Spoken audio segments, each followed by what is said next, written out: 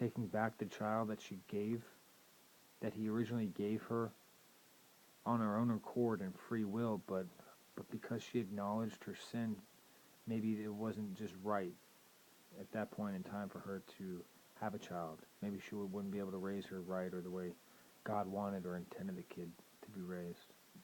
I don't know. I have no idea. It was just amazing that it happened that way. It wasn't an abortion. It wasn't murder. It wasn't giving her away as adoption. It was just God taking the kid back after a prayer of just total confessation. And it was amazing. And I was like that for a while. I ended up coming out of Savannah's mental institution, and 17 at the time. I ended up next year and a half. I ended up moving out, or I ended up moving out. I ended up being probably stable for a while, but then everything just turned bad. Where I was on the medication, off the medication, on drugs. Not really stable. I was never really stable for a while, and I was actually doing some really bad stuff. Really bad stuff. I was writing bad checks. There was one point where I ended up in Orlando. I was not sleeping at all. I was wearing a army fatigue uniform. I mean, there was one time where I would be in a bank because I was stealing money from bank to bank, and not literally going in there and stealing, but I mean like check to check. I was just a bad kid. This was after the fact of me, becoming so religious. I just fell back off the wagon and. Excuse me.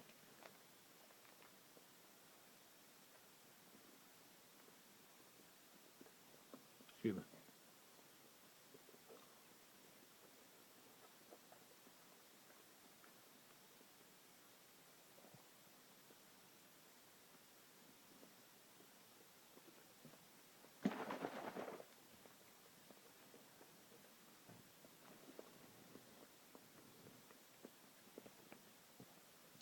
I fell off the wagon again.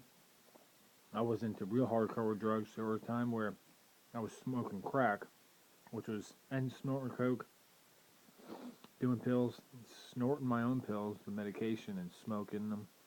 I was bad. I wasn't never addicted to crack like a lot of people think,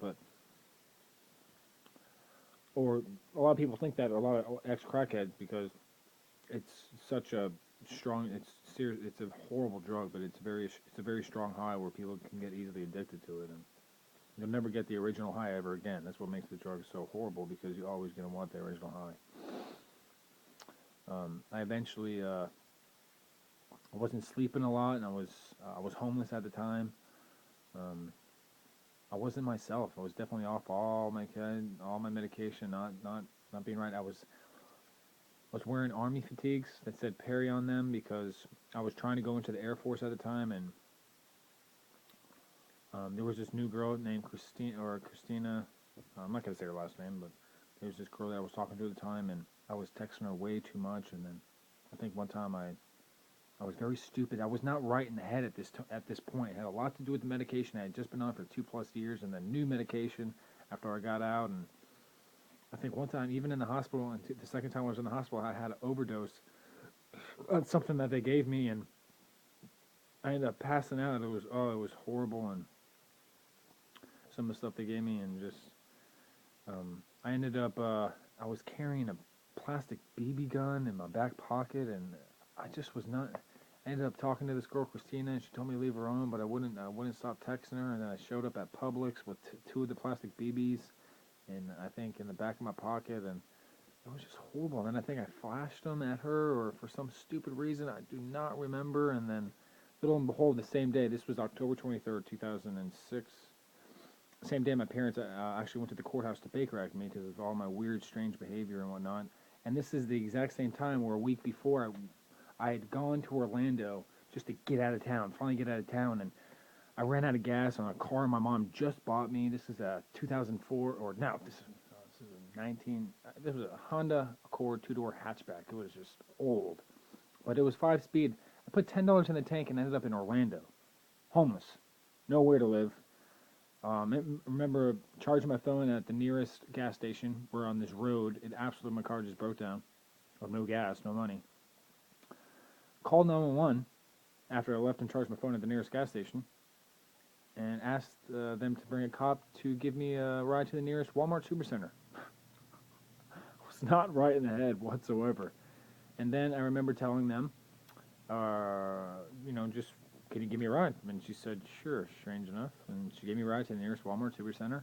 I slept there that night, here and there, not trying to be noticed, but the lawn chair area, the lawn equipment or something. Calling my family, they didn't want nothing to do with me because not nothing to do with me because I was stealing from my brother at the time. I would go into his car. I think I flattened my dad's tires. I was for something stupid. All of my behavior, it didn't make sense. I wasn't in the right state of mind. That's not justifying it, but it was just not right. And I remember the next day after I'd slept in that Walmart Supercenter in Orlando, I end up at a Ford dealership. I tell them I was a very bad manipulator. I tell them I am the owner of J&B Ware Incorporated 2006, and I'm a author. I can put $7,000 down with 3 of my banks back in Stewart on this brand new truck that I wanted. Originally wanted a 2005 or 2007 $35,000 convertible Mustang or something, and they're like, "Oh, we can't get you in that." I did have decent credit at the time. Don't get me wrong, but the $7,000 never existed. I told them, "Well, you're just gonna have to trust me. I can get it to you as soon as I get back to Stewart," and they took me in good faith. It was so strange. Of course I was not an author. Of course I didn't have a clothing line called J&B Ware Incorporated, and it's just not right. To make a long story short, they ended up giving me this truck, 16 miles, 2006, beautiful Ford Ranger Sport. And I was just, now that I think about it, I don't understand how they did. I ended up coming back in town, and my mom and dad called the cops on me. I ended up at my brother's girlfriend's house, and the cops called and they saw the paperwork. The truck's legal. I ended up, because my parents, this is around the same time where they ended up Baker acting me a week later after, all of this stuff is going on, and I'll get to that night of the Baker Act in a minute. Oh man, excuse me.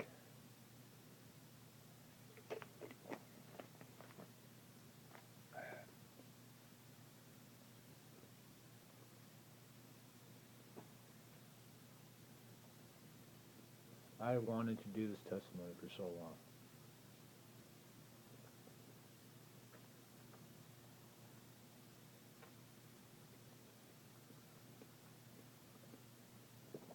Anyway, what was that?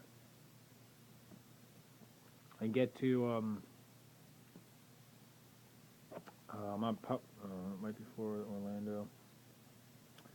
So they wrote up the contract in Orlando stating that I had already given them the $7,000 down payment.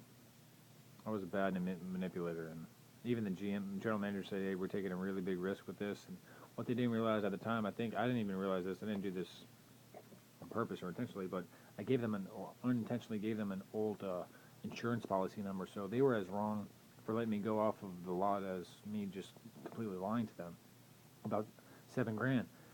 Anyway, I ended up getting back to Stewart, and my mom and dad called the cops. I'm coming into town, and I'm living in this truck all over the place, and the truck ended up being 100% legal.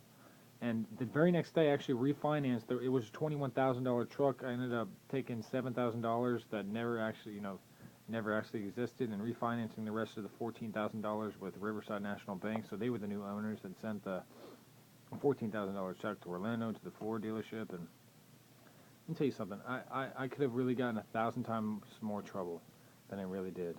So here I am.